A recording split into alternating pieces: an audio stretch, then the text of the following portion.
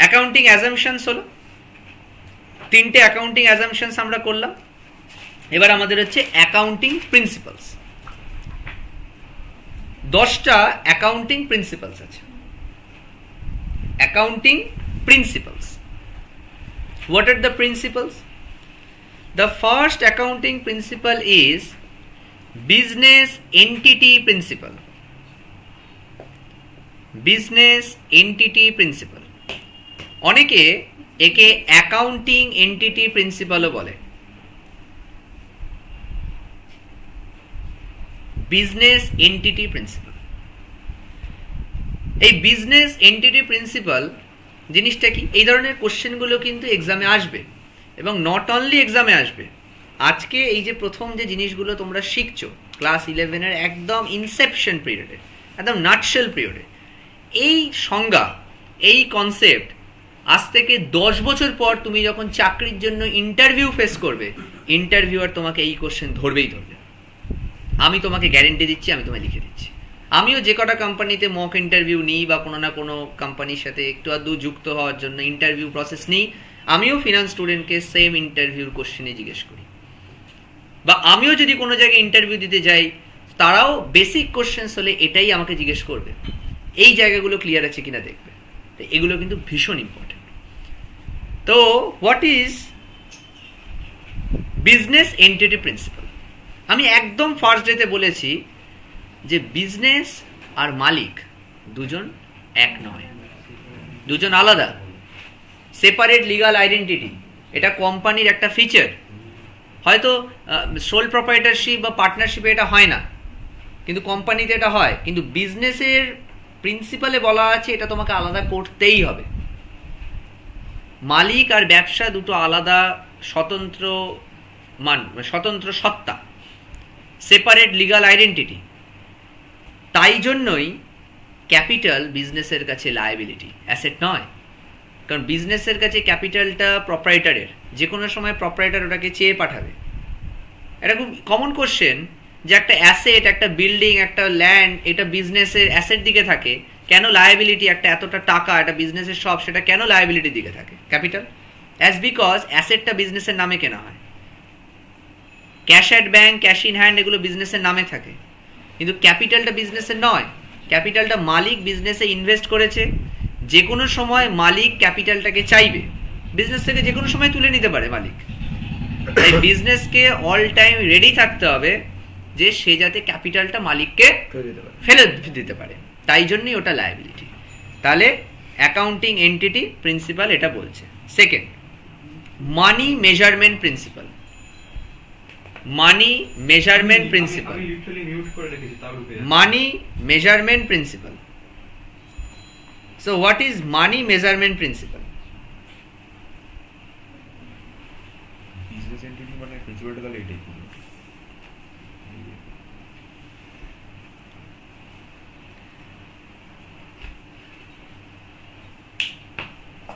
মানি measurement প্রিন্সিপালটা কি? অর্থের মাপকাঠিতে পরিমাপযোগ্য বিষয়গুলি আর্থিক বিবরণীতে স্থান পাবে। এমন কোনো জিনিস, এমন কোনো বস্তু, এমন কোনো টপিক, এমন কোনো এন্টিটি, এমন কোনো অ্যাট্রিবিউট বিজনেসের ফিনান্সিয়াল স্টেটমেন্টে আসবেই না যেটার কোনো মানিটারি ভ্যালু নেই। এ তো বহুকাল আগেই আমরা জেনেছি যে ট্রানজ্যাকশন হলেই বিজনেসে আসবে, ইভেন্ট আসবে না। তো সেটার কনসেপ্টটা কি, তার প্রিন্সিপালটা কি? মানি মেজারমেন্ট প্রিন্সিপাল। অর্থকে হিসাব নিকাশের, তথ্য প্রকাশের অন্যতম মাধ্যম হিসেবে ধরা হয়। বিজনেসের প্রত্যেকটা information quantitative in nature, not in qualitative. প্রত্যেকটা জিনিসকে কোয়ান্টিফাই করা হয় কোনো নিউমেরিক্যাল ফিগারস দিয়ে। এটাই মানি মেজারমেন্ট প্রিন্সিপাল। অর্থের অঙ্কে প্রতিষ্ঠানের আর্থিক ফলাফল ও আর্থিক অবস্থা নির্ণয় করা হয়। প্রতিষ্ঠান যখন একটা এন্ডে গিয়ে ফিনান্সিয়াল রিপোর্ট পাবলিশ করে, তখন সে কি বেসিসে করে?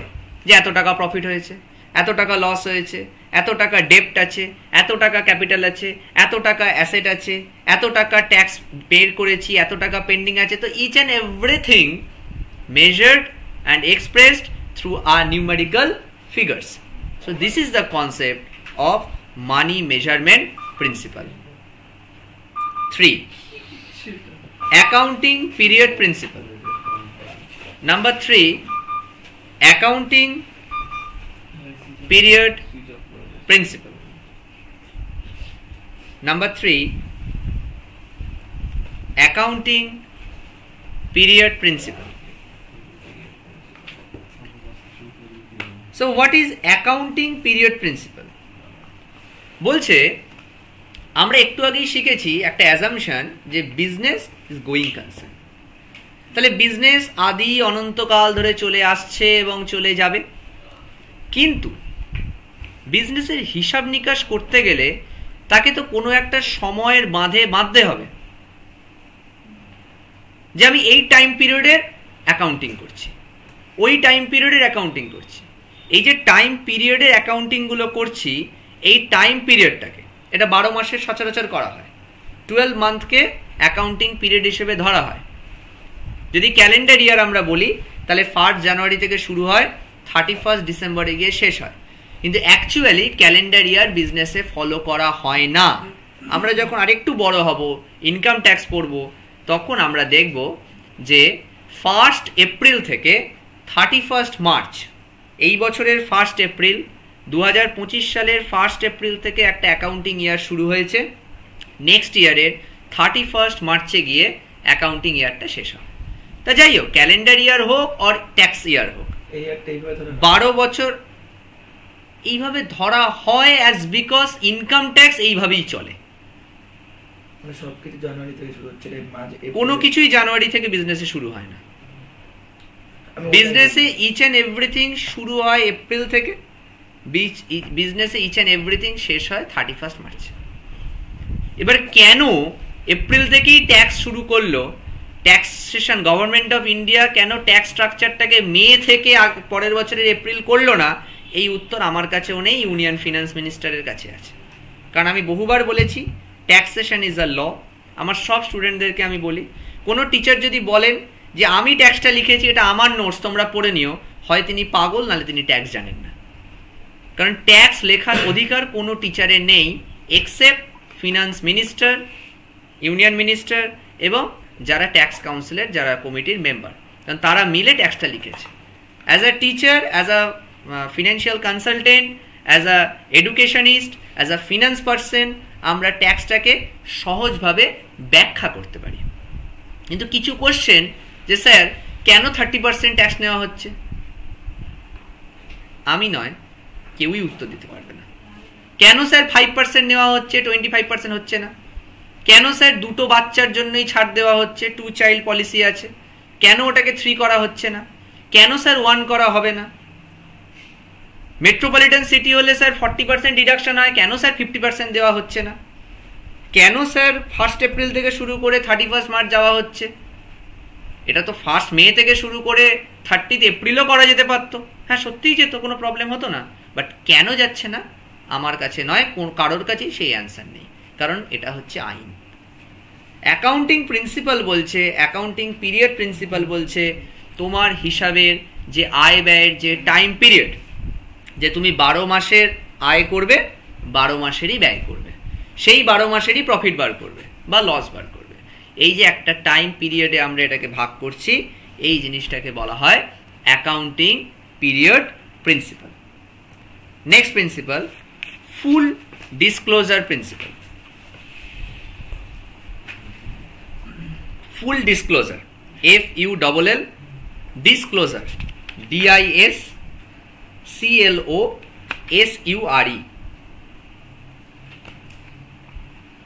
full disclosure principle. What is full disclosure principle? আর্থিক বিবরণীতে সম্পূর্ণ তথ্যকে পরিপূর্ণভাবে প্রকাশ করতে হবে, মানে ট্রু অ্যান্ড ফেয়ার ভিউ দেখাতে হবে, একদম ট্রান্সপারেন্সি রাখতে হবে, কারচুপি করলে হবে না, রাগঢাক করলে হবে না। 200 টাকার জিনিস কিনেছি, 200 টাকাই দেখাবো, 250 টাকা লিখবো না। 200 টাকার জিনিস কেনা হয়েছে, 20 টাকা ডিসকাউন্ট পেয়েছি, 180 টাকা অ্যাকচুয়ালি পে করেছি, ফুল ডিসক্লোজারই দিতে হবে। ডাইরেক্ট 180 লিখে দিলাম, না হবে না, কারণ জিনিসটার দাম 200 টাকা, 20 টাকা আমি ডিসকাউন্ট পেয়েছি, 180 টাকা পে করেছি, ফুল লিখতে হবে। এখানে কোনো ব্যক্তিগত পছন্দ ব্যক্তিগত অপছন্দকে গুরুত্ব দেওয়া যাবে না, যে আমার এটা লিখতে ভাল লাগে না আমি লিখবো না, না, এইসব করা যাবে না। সততার সঙ্গে সমস্ত তথ্য, সমস্ত financial proof, financial document, financial evidence তোমাকে ফিনান্সিয়াল স্টেটমেন্টে লিখে দিতে হবে। It is full disclosure principle. Full disclosure principle. Next, number 5, materiality principle. METERIALITY,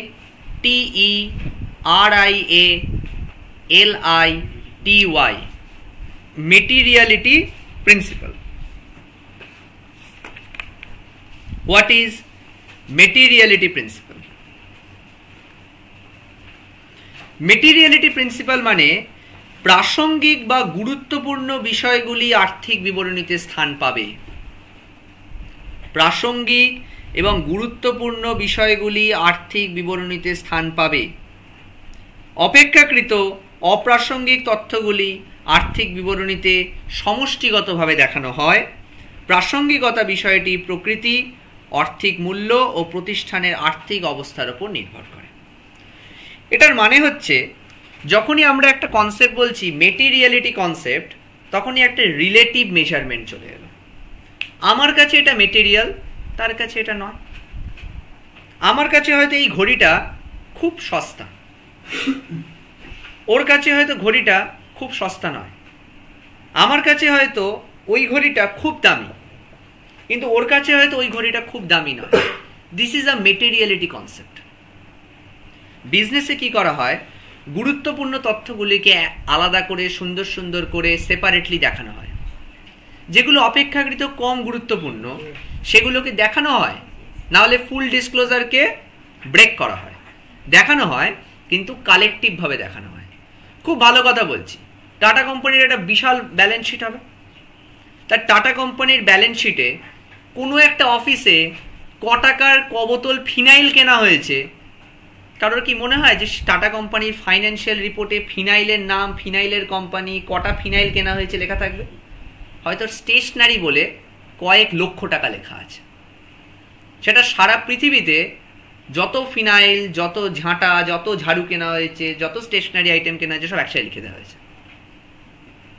কারণ টাটা কোম্পানির ফিনান্সিয়াল রিপোর্টে ফিনাইল কত কেনা হয়েছে তার রেলিভেন্সি নেই, কিন্তু ফুল ডিসক্লোজার কনসেপ্টের জন্য লেখা হয়েছে। কিন্তু টাটার ক্যাপিটাল কত হয়েছে, তার মধ্যে ইকুইটি ক্যাপিটাল কত, প্রেফারেন্স ক্যাপিটাল কত, হয়তো ব্যাপারটা বোঝা যাচ্ছে না, শব্দগুলো নতুন নতুন, কিন্তু দুটো আলাদা জিনিস। দুটোই ক্যাপিটাল, কিন্তু দুটো ক্যাপিটালকে কিন্তু একসাথে মার্জ করে দিচ্ছে না, আলাদা আলাদা করে লিখছে, কারণ তার রেলিভেন্সি হাই। তাই জন্য বলছে যে প্রাসঙ্গিকতা বিষয়টি বিজনেসের নেচার, বিজনেসের ভ্যালু এবং বিজনেসের সাইজের উপর ডিপেন্ড করছে। আমাদের একটা ছোট্ট ফার্ম, সেই ফার্মে কিন্তু সুন্দর করে স্টেশনারিতে লেখা রয়েছে এতগুলো স্টেপলার কেনা হয়েছে, এতগুলো পিন কেনা হয়েছে, এতগুলো প্রিন্টারে কালি কেনা হয়েছে, কারণ ওর বিজনেসটা ছোট, ও খুব সহজেই লিখতে পারবে। So this is materiality concept. আমরা যখন পড়াশোনা করব তখন আমাদের কাছে মোবাইল ফোন থাকবে না, ওটা মেটেরিয়ালিস্টিক নয়। কিন্তু আমরা কি কেউ মোবাইল ফোন ছাড়া বাঁচবো? না, আমার পকেটেই দুটো ফোন আছে, কিন্তু পড়ানোর সময় যখন ফোনটা আসছে আমি কিন্তু কেটে দেবো, ওটা এই সময় মেটেরিয়াল নয়। হ্যাঁ, এবার এমন একটা ফোন এলো যেটা সত্যিই খুব ইম্পর্টেন্ট বা সত্যিই খুব আর্জেন্ট, আমি অবশ্যই ধরবো, সেই টাইমে আবার সেটা material. So materiality concept always is a relative measurement on the current scenario, current situation. তোমাকে জাজ করতে হবে কি is it material or not তোমার বিজনেসের জন্য। Is it okay? Fine. Next, prudence or conservatism principle. PRUDENCE,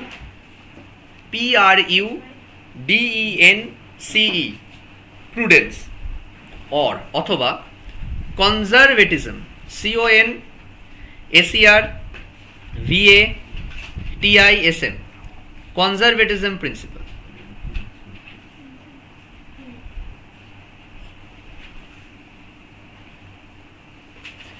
আচ্ছা, কনজারভেটিভ মানে আমরা কি বুঝি? কনজারভেটিভ মানে আমরা বুঝি যে খুব একটা আপ টু ডেট নয়, প্রোগ্রেসিভ নয়। আমরা বলি অনেকের বাড়ি খুব স্ট্রিক্ট, তার মানে তারা কনজারভেটিভ ফ্যামিলি থেকে বিলং করছে। সেটা মানেই যে জয়েন্ট ফ্যামিলি হতে হবে, একান্নবর্তী পরিবার হতে হবে তা নয়। অনেক একান্নবর্তী পরিবার অনেক ওপেন, আবার অনেক নিউক্লিয়ার ফ্যামিলি খুব কনজারভেটিভ।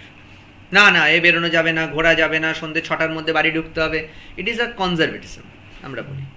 তার মানে কনজারভেটিজম মানে কি, সবসময় একটা আমার কথায় নয় সবার কথায় একটু যেন মনে হচ্ছে একটু ব্যাকডেটেড, একটুখানি রিস্ক অ্যাভার্স, মানে রিস্ক নিতে চাইছে না। যদি কোনো বিপদ হয়ে যায়, না বাবা দরকার নেই, আমরা মধ্যবিত্ত, আমাদের অত বিভিন্ন জায়গায় নাই নেই, আমাদের সম্মান নষ্ট হয়ে যাবে, আমাকে সরে থাকতে হবে। It is a conservatism. তো বিজনেসেও এই কনজারভেটিজম আছে। কনজারভেটিজম অ্যাপ্রোচ কি বলে? কনজারভেটিজম অ্যাপ্রোচ বলে ভবিষ্যতে কোনো ক্ষয়ক্ষতি তো হতে পারে। আজকে যদি আমাকে জিজ্ঞেস করা হয়, আমি একজন ইয়াং, আমার কাছে লজিক ইনকাম করো, খরচ করো, এনজয় করো। কিন্তু আমাদের প্যারেন্টসের কাছে এটা নয়, ইনকাম করো, সেভিংস করো, এনজয় পরে করো। ইনকাম করো, সেভিংস করো, এনজয় পরে করো। কারণ আজ ইনকাম করতে পারছো, কাল নাও পারতে পারো। So this is a conservatism approach. যখন আমরাও তাদের বয়সে চলে যাব, আমরাও তখন সেটা ভাববো, ইনকাম করো, সেভিংস করো, খরচ পরে করো। বিজনেসেও ঠিক তাই, ভবিষ্যতে কিছু ক্ষতি হতে পারে, তাই জন্য আজকে থেকে একটু একটু করে সেভিংস করা উচিত। এটা কনজারভেটিজম অ্যাপ্রোচ। নেক্সট, কোনো একটা অপ্রত্যাশিত ইনকাম হলো, আনএক্সপেক্টেড ইনকাম।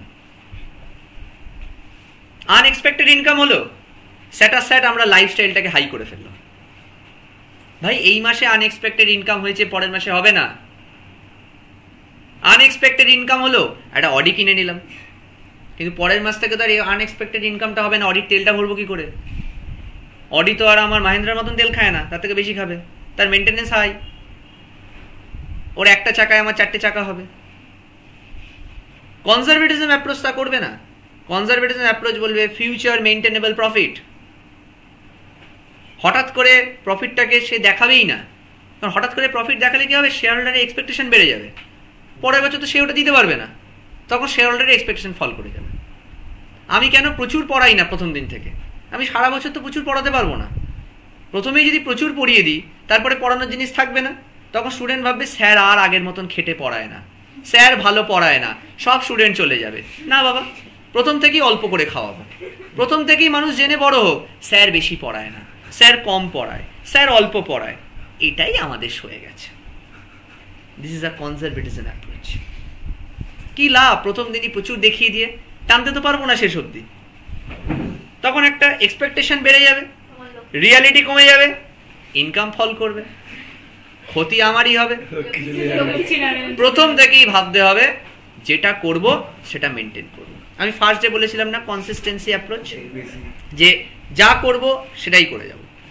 ছোটবেলায় আমরা লাইফে অনেক ভুল করেছি। ছোটবেলায় পরীক্ষায় 100 করে পেতাম, সেইখান থেকেই বাড়িতে এক্সপেকটেশনটা বিশাল হয়ে গেছে। কিন্তু তখন কিন্ডারগার্টেন স্কুলে পড়তাম, অঙ্কে 100 আমার কাছে সব রেজাল্ট আছে পুরোনো দিনের। অঙ্কে 100, বাংলায় 100, হাতের লেখা তো 100।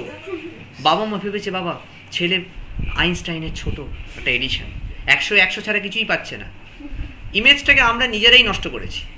তারপরে আমরা হাই স্কুলে গেছি, 150, 160, 70। তারপর কলেজে গেছি 140, ইউনিভার্সিটি যাচ্ছি 130। কিন্তু বাড়ির লোককে কিন্তু আর বোঝাতে পারছি না যে ইউনিভার্সিটিতে 130 হয় না। জাস্ট অ্যান এক্সাম্পল দিচ্ছি, বাড়ির লোক বোঝে, কিন্তু এই যে আমাদের রেকর্ডটা খারাপ হয়ে গেছে। কনজারভেটিজম হলে এটা হতোই না। কনজারভেটিজম এইসব সই করবে না, শো অফ করে না তারা। কনজারভেটিজম প্রফিট হচ্ছে ভেতরে ভেতরে রেখে দেবে, এবং কোনো হিডেন রিজার্ভ করবে না। হিডেন রিজার্ভ যদি হয়ে যায়, সেখানে কি হবে না, টাকাটা বিজনেস থেকে সরে যাবে। থাকবে, অবশ্যই থাকবে। ফিনান্সিয়াল স্টেটমেন্টে একটা রিজার্ভ থাকবে, যে ভবিষ্যতের জন্য আমরা টাকা সরিয়ে রাখছি। আমাদের প্রতি বছর প্রফিট থেকে কিছু টাকা আমরা জেনারেল রিজার্ভে সরাবো, কিছু টাকা আমরা স্পেসিফিক রিজার্ভে সরাবো, কিছু হয়তো সিকিউরিটিস প্রিমিয়াম বলে সরাবো। এগুলো সব পরে বোঝাবো। ভবিষ্যতে ক্ষতি হতে পারে, কিছু প্রভিশন করে রাখবো। আজ আমার এত বিজনেসে এত ডেটার আছে, কে জানে 6টা ডেটার টাকা দেবে না, নাই তো হতেই তো পারে। তাই আগে থেকেই টাকা একটু একটু করে সরিয়ে রাখবো, এটাকে প্রভিশন করা বলে। ব্যাকআপ রাখা যাতে ক্ষতি না হয়, ইন্স্যুরেন্স করে রাখবো। এইগুলো হচ্ছে conservatism approach. Next principal, historical cost principal. Historical, HISTORICAL, historical cost principal.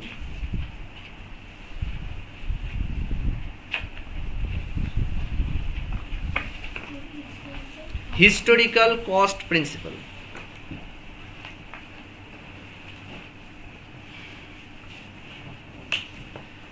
Historical cost হচ্ছে, আমরা যখন কোনো অ্যাসেট কিনি, 5 বছর আগে একটা অ্যাসেট কিনেছি, আমি একটা আমার গাড়িটার এক্সাম্পল দিয়ে বোঝাচ্ছি। 2021 নভেম্বর আমি একটা 4 হুইলার কিনি। সেই সময় 4 হুইলারটা 15 লাখ দাম দিয়েছিল। গাড়িটা এখন আমার কাছে আছে, ওটা আমার একটা অ্যাসেট। গাড়িটার কিন্তু ভ্যালু কমেছে, কিন্তু আমি আজও আমার হিসাবের বইতে সেই পারচেস প্রাইসই অ্যাসেটটাকে দেখাচ্ছি।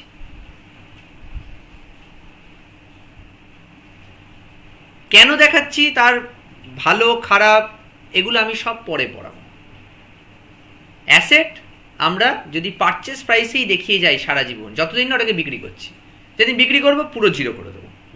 কিন্তু এই যে প্রতি বছর বছর একটু একটু করে ভ্যালু কমছে, সেটা আমরা দেখাচ্ছি না। আমরা আজও আমার বইতে গাড়িটার ভ্যালু 15 লাখসই আমি দেখাচ্ছি। এটাই হচ্ছে হিস্টোরিক্যাল কস্ট কনসেপ্ট। এটা শুধুমাত্র কিন্তু অ্যাসেটের ক্ষেত্রেই আমরা করি, স্থায়ী সম্পত্তির ক্ষেত্রে। তেমনি উল্টোভাবে একটা জমি কিনেছি 30 লাখ টাকায়, আজ কিন্তু তার অনেক দাম বেড়ে গেছে, দেখাচ্ছি না, 30 লাখ টাকাই দেখিয়ে রেখে দিয়েছি। হিস্টোরিক্যাল কস্ট কনসেপ্ট কেন দেখাচ্ছি না পরে বলবো, এখন বললে না। কনজারভেটিভ, কনজারভেটিভ হচ্ছে সবসময় রিস্ক অ্যাভার্স। এখানে রিস্ক অ্যাভার্সের কি আছে? প্রফিট হচ্ছে না, এইসব উল্টোপাল্টা শব্দ বলাই যাবে না। জমির দামটা যে অ্যাপ্রিসিয়েশন অফ ভ্যালু হচ্ছে, ভাই জমির দাম বাড়ছে, ও শুনেই ছাড়বে, কিন্তু শুনে ভুল হবে, তাই জন্য বেশি ঘাঁটিয়ে খুঁচিয়ে লাভ নেই। এবার যে কথাগুলো বলবো সেই কথাগুলো খুব একটা বোঝা যাবে না, কিন্তু তাও বলি, নাহলে আবার কেউ কেউ ভাবে স্যার তো জানে না, পরদিন পড়ে আসবে, রেপুটেশন নষ্ট হতে পারে। ইনসিকিউরিটি নিয়েই ভুগতে হয়, এটাও কনজারভেটিজম। ব্যাপারটা কি হয়, এই যে আমার জমির দামটা বাড়ছে, গাড়ির দামটা কমছে, কত বাড়ছে কত কমছে বুঝবো কি করে? কেউ বলছে 30 লাখ টাকায় জমি কিনেছিলেন, আজ তো 37 লাখ টাকা। ও বলছে 30 লাখসে কিনেছিলাম, আজ তো 37 লাখ। কেউ হয়তো বলছে না 33 লাখ। কেউ হয়তো বলছে আরে ধর মশাই কি বলেন 42 লাখ। অ্যাপ্রিসিয়েশনের কোনো ভ্যালু নেই ভাই। যেদিন সেল করব 44 লাখে, 42 লাখে, 37 লাখে সেল করেছি, ব্যাংকে টাকা ঢুকেছে, অ্যাট দ্যাট টাইম আমি বুঝতে পারবো ওই জমিটার ভ্যালু 7 লাখ টাকায় বেড়েছে। Of course it is based on your assumption, not only stock market, এটা একটা অ্যাজাম্পশন। এর তো কোনো ভ্যালু আমি বুঝতে পারছি না। যেদিন বিক্রি করবো সেদিন ভ্যালুটা বুঝতে পারবো। আমি বুঝতে পারছি আমার গাড়িটার ভ্যালু রোজ কমছে, কত কমছে কি করে বুঝবো? যেদিন আমি বিক্রি করে কাউকে দিয়ে দেবো আর সে আমাকে যে টাকাটা দেবে, তাহলে বুঝবো ও আচ্ছা এত টাকা কমে গেছিল। তাই যে ডেপ্রিসিয়েশন কনসেপ্ট গাড়ির ক্ষেত্রে হয়, ডেপ্রিসিয়েশন, এই ডেপ্রিসিয়েশনের তো কোনো মনিটারি ভ্যালু থাকে না। এই ডেপ্রিসিয়েশনকে তো মেজার করা যায় না, কিন্তু ডেপ্রিসিয়েশন আমরা চার্জ করি, কিন্তু বেসড অন অ্যাজাম্পশন। তাহলে অ্যাজাম্পশনের বেসিসে ফিনান্সিয়াল স্টেটমেন্ট বানিয়ে দেবো, সব হয় নাকি কোনোদিন? একটা অ্যাজাম্পশনের বেসিসে ফিনান্সিয়াল স্টেটমেন্ট করতে পারি? তো ম্যানিপুলেশন হয়ে যাবে। আমার অ্যাসেট সাইড বেশি আছে মানে লায়াবিলিটি সাইডে বেশি আছে, এখন কিছুগুলো বোঝা যাচ্ছে না, সবই কিনা নতুন নতুন লাগছে।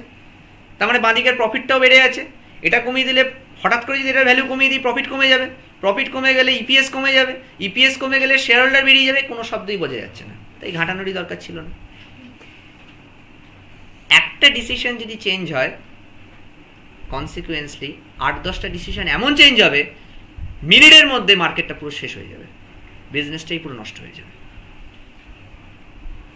Business a very dangerous thing, কারণ এখানে মানুষের ট্রাস্ট, মানুষের সেন্স নিয়ে প্লে করা হয়। প্রত্যেকটা মানুষের টাকা আছে এখানে।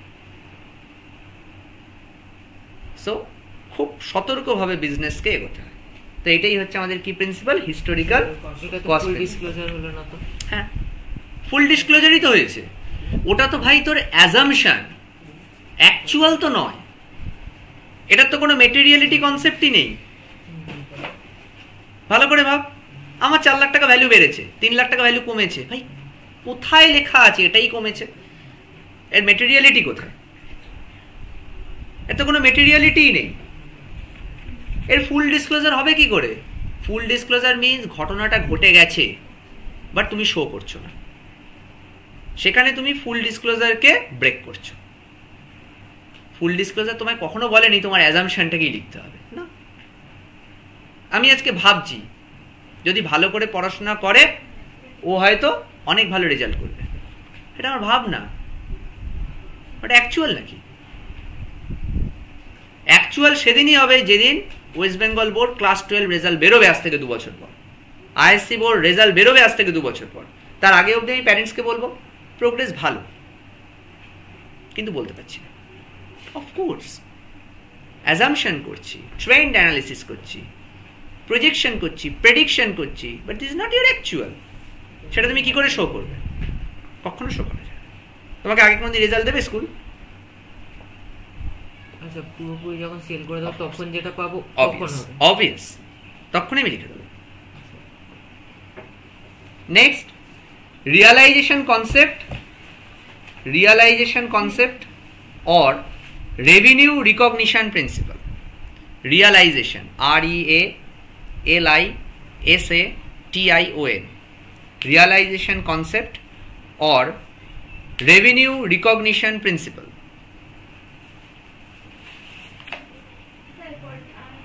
Revenue, REVENUE, revenue recognition, RECOGNITION, principle. বাংলাটা হচ্ছে আদায়করণ ধারণা বা রেভিনিউ স্বীকৃতির নীতি। দরকার নেই, ইংলিশ অনেকটা অনেক ভালো। বলছে পণ্য বা সেবার হস্তান্তর হলেই রেভিনিউ আদায়ের স্বীকৃতি দেওয়া হয়। আমরা আগের দিন করেছি না রেভিনিউ, আগের দিন শব্দটা পড়িয়েছি না? দেখো ঠিক এইভাবে আমি কিন্তু স্টেপ বাই স্টেপ পড়াচ্ছি। আগে এটা পড়ালে কিন্তু রেভিনিউটা আমরা জানতেই পারতাম না শব্দটা কি। এখনো তো জার্নাল লেজার কত দূরে, আসবে সব আস্তে আস্তে আসবে। সার্ভিস বা গুডস, আরে ভাই 2 ধরনের তো বিজনেস হয়, হয় ম্যানুফ্যাকচারিং ইউনিট যে প্রোডাক্ট তৈরি করে, না হলে সার্ভিস ইউনিট যে সার্ভিস জেনারেট করে। তো এই দুজনের মধ্যে যেই হোক না কেন, আয়দার পণ্য অথবা সার্ভিস হস্তান্তর হচ্ছে, ট্রান্সফারেবল, একজনের থেকে অন্যজনের কাছে যাচ্ছে, সেখান থেকেই তো রেভিনিউ আসছে। রেভিনিউ মানে কি? Total inflow of the money. আমি তো আগের দিন বলেছি রেভিনিউ মানে টোটাল আমার যা আয় হচ্ছে। আমি আগের দিন এক্সাম্পলও দিয়েছি, সারাদিনে 10,000 টাকার মুরগি বিক্রি করেছি, 10,000ই আমার কাছে রেভিনিউ। যাই হোক, টোটাল টাকাটাই আমার কাছে রেভিনিউ। সো এটাই হচ্ছে রিয়ালাইজেশন কনসেপ্ট বা রেভিনিউ রিকগনিশন কনসেপ্ট। এবার লেখো ম্যাচিং কনসেপ্ট। এইবার লাস্ট দুটো কনসেপ্ট পড়ে আছে। এই দুটো কনসেপ্টের উপরই কিন্তু আমাদের ডেবিট ক্রেডিটের একটু একটু করে মনে হচ্ছে যেন টাইগার হিলের সূর্য উঠছে। উঠবে কিনা বলতে পারছি না, আমার মেঘও চলে আসতে পারে। Matching, MATCHING, matching concept or matching principal.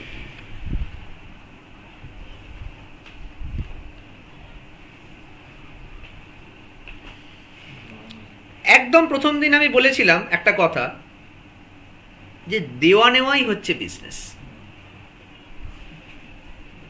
তার কিছুদিন পরে আমি বলেছিলাম ফেলো করি মাখো তেল, এটাই হচ্ছে বিজনেস। পয়সা দাও তেল নাও, মানে কোনো একটা প্রোডাক্ট, পয়সা দিলে প্রোডাক্ট পাবে। ফেলো করি, করি মানে পয়সা। আমরা তো কমার্স, আমাদের অত ভালো ভাষা আসে না, আমরা খুব রাফ অ্যান্ড টাফ। অন্তত আমি অত ভালো ভাষা ভাই বুঝি না। পয়সা দিচ্ছ, সার্ভিস দিচ্ছি, just it's a service. Product দিচ্ছি না, সার্ভিস দিচ্ছি। তোমারও জানার অধিকার আছে, আমারও জানানোটা হচ্ছে রেসপন্সিবিলিটি। তাই 1000 প্রশ্ন করলেও আমার বিরক্তির কোনো ছাপ নেই, কারণ এটা একটা বিজনেস। আজ আছো, আজ কিনছো, কাল চলে যাবে, কোনোদিন দুঃখ করবো না, কথা বলাও বন্ধ করবো না। 6 মাস পরে আবার চলে আসবে জিও রিচার্জ ব্যাক। মাঝখানে 6 মাস রিচার্জ ভরিনি, জিও সার্ভিস দেয়নি, 6 মাস পর রিচার্জ ভরছো, আবার সার্ভিস দেওয়া শুরু হয়ে যাচ্ছে। But don't expect any backup. ঠিক সেম জিনিস বিজনেসে হচ্ছে ম্যাচিং কনসেপ্ট। যত টাকা আয় হবে ঠিক তত টাকাই ব্যয় হবে। এবার প্রশ্নটা হচ্ছে, আয় আর ব্যয় যদি সমান হয়ে যায়, তাহলে মাঝখানে প্রফিট বা লসটা কি হবে? ওটাও ভেতরে থাকবে। একদম প্রথম দিন, তার ঠিক একটু পরের দিন 1000 টাকা নিয়ে বাবা বাজারে গেছিলেন, 750 টাকার মাল এনেছে, 250 টাকা ফেরত।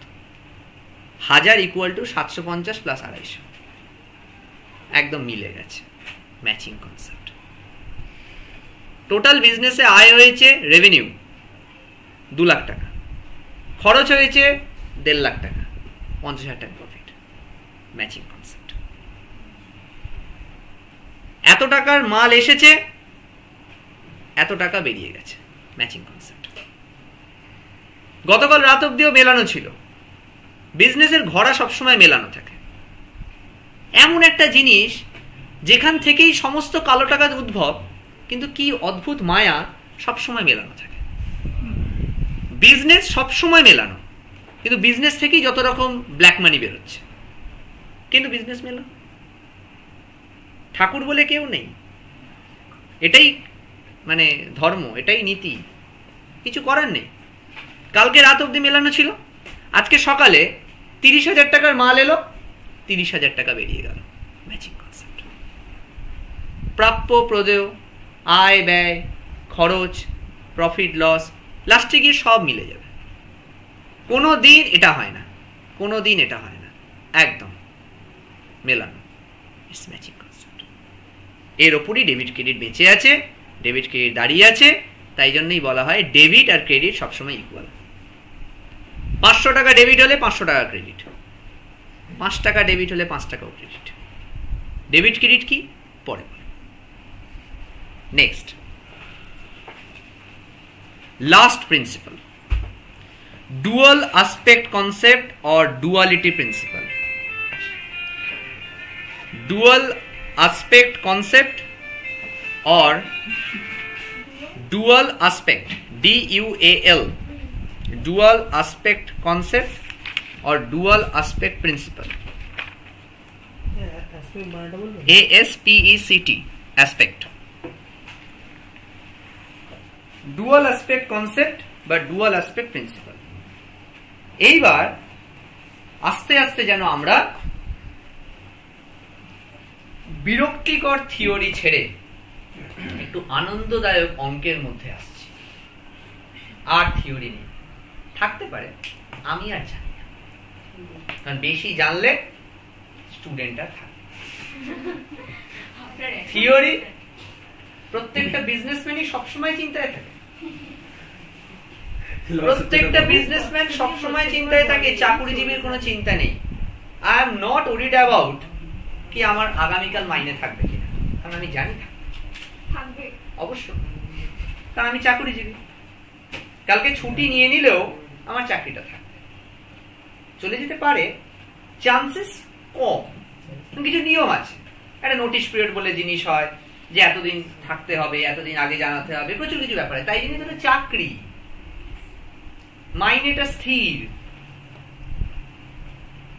একদম স্টেবল মাইনে, স্থির, ওটা চাকরি, ওটা ব্যবসা নয়। ব্যবসাদারকে তো চিন্তায় থাকতেই হবে। আজ সে প্রোডাকশন করছে, কালকে হঠাৎ করে দেখা গেল তার মার্কেট অন্য কেউ খেয়ে চলে গেল, কারণ মনোপলি প্রোডাক্ট তো আনি না মার্কেটে। যদি আমি আজ মনোপলি হতাম, আমি নিশ্চিন্তে থাকতাম। ইন্ডিয়ান রেল তাও মনোপলি নয়, কারণ মনোপলি বলে পৃথিবীতে কিছু অ্যাকচুয়ালি হয় না। মনোপলি বলে পৃথিবীতে কিছু হয় না, আরে রেল একটা থাকতে পারে, ফ্লাইট তো আছে, রাস্তা তো আছে, হয়তো ওই পাট্রিতেও একা চলে, তাই জন্য ছোট বাচ্চাদের বোঝানো হয় ভারতীয় রেল মনোপলি। মনোপলি পৃথিবীতে হয় না, সবকিছুই কম্পিটিটিভ, তা ভয় থাকবে না। এটাই তো বিজনেস, বারবার বলছি বিজনেস মানেই তাই। রিস্ক है तो इश्क है, no risk no gain, no risk no gain, এটা হচ্ছে বিজনেসের সবথেকে বড় caption. No risk no gain, যে যত বেশি রিস্ক নেয় তার গেইন তত বেশি, যে যত কম রিস্ক নেয় তার গেইন তত কম। তাই আমাদের এই যে ডুয়ালিটি অ্যাসপেক্ট কনসেপ্ট, এইটার মানে হচ্ছে asset equal to equity, asset equal to equity. অ্যাসেটের বাংলা হচ্ছে সম্পত্তি ইকুয়াল টু ইকুইটির বাংলা হচ্ছে সত্ত্বাধিকার। এগুলো বাংলাগুলো জানার খুব একটা দরকার নেই, তাও আমি বলছি, কারণ আমি বাংলাটাকে খুব একটা প্রেফার করি। বিজনেসে সব সময় ওই যে একটু আগে শেখাচ্ছিলাম না, এই কেউ প্রশ্ন করেনি তখন যে বিজনেসে সবসময় এটা থাকবে ম্যাচিং কনসেপ্ট, এটাও হবে না এটাও হবে না, কিন্তু এই দুটো কারা? Asset equity. বিজনেসে always asset equal to equity, প্রত্যেকটা ট্রানজাকশনের আগেও অ্যাসেট ইকুয়াল টু ইকুইটি, প্রত্যেকটা ট্রানজাকশনের পরেও অ্যাসেট ইকুয়াল টু ইকুইটি থাকবে। পৃথিবীতে এমন কোন ট্রানজাকশন হতে পারে না, পৃথিবীতে এমন কোন ট্রানজাকশন হতে পারে না যে ট্রানজাকশনের জন্য অ্যাসেট ইকুয়াল টু ইকুইটি এই সম্পর্কটা ভেঙে যাবে। নট ইকুয়াল টু যদি হয় কোনোদিন, সেই দিন পৃথিবীতে আর অ্যাকাউন্টস থাকবে না। এটাই অ্যাকাউন্টসের ইউনিভার্সালিটি। এটা কোনোদিন হতে পারে না, এইটা কোনোদিন হতে পারে না, হবেই না। পৃথিবীতে এমন কোন ট্রানজাকশন নেই যে ট্রানজাকশনের জন্য অ্যাসেট ইকুয়াল টু ইকুইটি এই ফরম্যাটটা ভেঙে যাবে। এখান থেকেই আমাদের অ্যাকাউন্টিং এর জন্ম, এখান থেকেই আমাদের অ্যাকাউন্টিং এর শুরু। সারা জীবন মনে রাখতে হবে asset equal to equity. Total asset বিজনেসের ঠিক এই মুহূর্তে যা, ইকুইটিও ঠিক তাই। যেই অ্যাসেট একটু বেড়ে গেল ইকুইটি বেড়ে যাবে, অ্যাসেট কমে যাবে ইকুইটি কমে যাবে। ম্যাচিং কনসেপ্ট, প্রত্যেকটা কনসেপ্ট একে অপরের সাথে ওভারল্যাপিং। দেখো ম্যাচিং দিয়ে ডুয়ালিটি হচ্ছে, ডুয়ালিটি দিয়ে ম্যাচিং হচ্ছে, একে মেটেরিয়ালিটি কনসেপ্ট দেখছে, ওকে কনজারভেটিজম আটকে রাখছে। প্রত্যেকটা কনসেপ্ট একে অপরের সাথে পরিপূরক, একে অপরের উপর ডিপেন্ডেন্ট। এটাই একটা বিজনেস। আমি পড়ালে তুমি থাকবে, তুমি থাকলে আমি পড়াবো, টু ওয়ে মিউচুয়াল আন্ডারস্ট্যান্ডিং, কিছু করার নেই, এটাই বিজনেস। তোমরা আসলেই আলো জ্বলবে, আলো জ্বললেই আমি আসবো, আমি আসলে পড়ানো হবে। আবার আমি আসলে পড়াবো, পড়ালে আলো জ্বলবে, আলো জ্বললে তোমরা আসবে। কে কার উপর ডিপেন্ডেন্ট, কে কার উপর ডিপেন্ডেন্ট নয় ডাইরেক্টলি বলা যায় না। আমি এটা কখনোই দাবি করতে পারি না আমি আসলেই তোমরা আসবে। আবার তোমরাও এটা ভাববে না যে তোমরা আসলেই আমি এখানে আসবো। তোমরা না আসলে অন্য কেউ চলে আসতে পারে, আবার আমি না আসলে তোমরা আসবে তা না, অন্য কেউ আসতে পারে, অন্য কেউ আসতে পারে। তো বিজনেসে প্রত্যেকটা জিনিসই ইন্ডিপেন্ডেন্ট আবার ইন্টারডিপেন্ডেন্ট, ইন্ডিপেন্ডেন্ট আবার ইন্টারডিপেন্ডেন্ট, প্রত্যেকেই কিন্তু প্রত্যেকের উপর dependent. This is the concept, duality concept, assets equal to equity. এইখান থেকেই আমরা নেক্সট ডে যেটা করব, অ্যাকাউন্টিং ইকুয়েশনে যাব। এইখান থেকেই আমরা নেক্সট ডে যেটা করব, অ্যাকাউন্টিং ইকুয়েশনে যাব। আর অ্যাকাউন্টিং ইকুয়েশন থেকেই আমাদের স্টার্ট হবে ডেবিট ক্রেডিট কনসেপ্ট। দেন আমরা একদম হার্ডকোর অ্যাকাউন্টসে